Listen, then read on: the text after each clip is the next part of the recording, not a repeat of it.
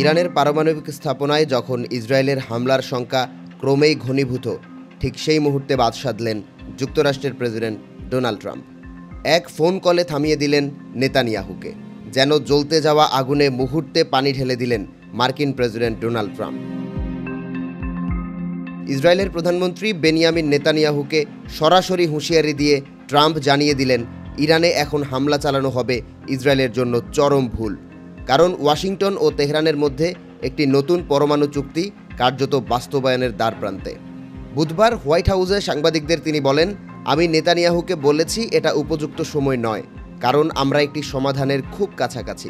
এটা যে কোনো সময়ে পরিবর্তন হতে পারে, তবে আমার মনে হয় ইরান আমাদের সাথে একটি চুক্তি করতে আগ্রহী। ট্রাম্প আরও বলেন, আলোচনায় ইতিবাচক অগ্রগতি হলে পরবর্তী কয়েক সপ্তাহের মধ্যেই চুক্তি সম্পন্ন হতে পারে।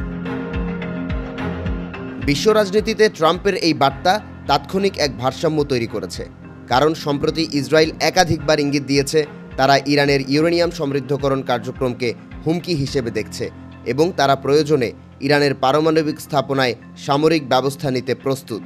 এদিকে জাতিসংঘের পরমাণু পর্যবেক্ষক সংস্থা আইইএর প্রধান রাফায়েল মারিয়ানো গ্রোসি ভিয়েনায় বলেন, ইরান যুক্তরাষ্ট্রের আলোচনায় এখনও চূড়ান্ত সিদ্ধান্ত হয়নি, তবে দুই পক্ষের মধ্যে নিয়মিত সংলাপ চলায় তিনি এটিকে একটি ইতিবাচক লক্ষণ হিসেবে দেখছেন। তিনি জানান, সংস্থার উপপরিচালক মাসিমো অ্যাপারো বর্তমানে তেহরানে রয়েছেন। তিনি সংস্থার পর্যবেক্ষণ বিভাগের প্রধান, যার দায়িত্ব ইরানের ইউরেনিয়াম সমৃদ্ধকরণ কার্যক্রম পর্যবেক্ষণ করা। এ পর্যন্ত যুক্তরাষ্ট্র ও ইরানের মধ্যে ওমানের মাস্কাট ও ইতালির রোমে 5 দফা বৈঠক হয়েছে। আলোচনায় মধ্যস্থতা করেছেন ওমানের পররাষ্ট্রমন্ত্রী বাদর আল বুসাইদি।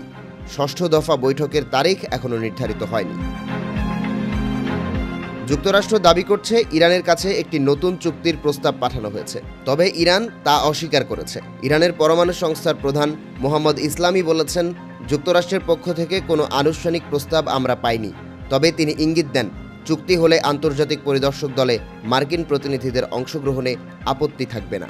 বিশ্লেষকদের মতে এই চুক্তি বাস্তবায়িত হলে তা মধ্যপ্রাচ্যে উত্তেজনা প্রশমিত করতে গুরুত্বপূর্ণ ভূমিকা রাখবে।